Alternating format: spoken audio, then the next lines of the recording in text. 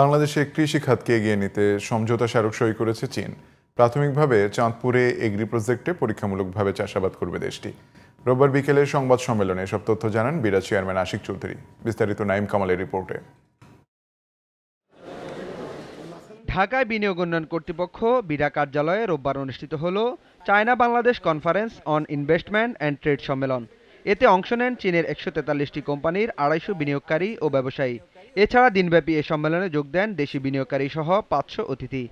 Textile খাতে হংজৌ group বলে একটা গ্রুপ আছে, তারপরে ফ্লুইড কনভেয়ার প্রোডাকশনের ক্ষেত্রে একটা গ্রুপ আছে মেইডে গ্রুপ।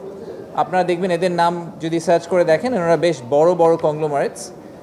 সোলার খাতে ফটোভোল্টিক প্রডিউসার এরকম একজন আছেন, হুয়ানচাই এনার্জি কোম্পানি লিমিটেড। এরা সবাই ম্যাসিভ অর্গানাইজেশনস চায়নাতে। সম্মেলনের বিস্তারিত তুলে ধরতে বিকেলে সাংবাদিকদের মুখোমুখি হন বিডা চেয়ারম্যান আশিক চৌধুরী।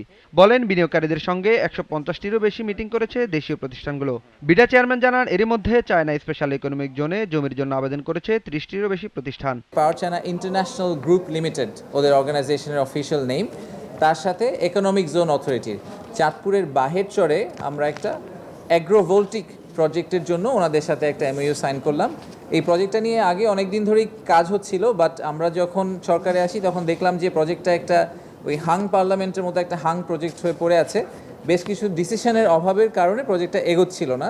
অন্তর্বর্তী সরকারের ৯ মাসে দেশে যে বিনিয়োগ এসেছে তার সাথে বিনিয়োগ সম্মেলনের কোনো সম্পর্ক নেই বলেও জানান আশিক চৌধুরী। সেই বিনিয়োগ আসার সাথে এই সম্মেলনের কোনো সম্পর্ক নাই। আমি এটা বলতে বলতে টায়ার্ড হয়ে গেছি, কিন্তু পলিটিশিয়ানরা এবং আমাদের অনেক ইনফ্লুয়েন্সাররা এই জিনিসটা কোনোভাবেই হজম করতে পারেন না যে এখনকার কনফারেন্সের সাথে এখনকার বিনিয়োগের কোনো সম্পর্ক নাই। Naim Kamal, GTV news, Dhaka.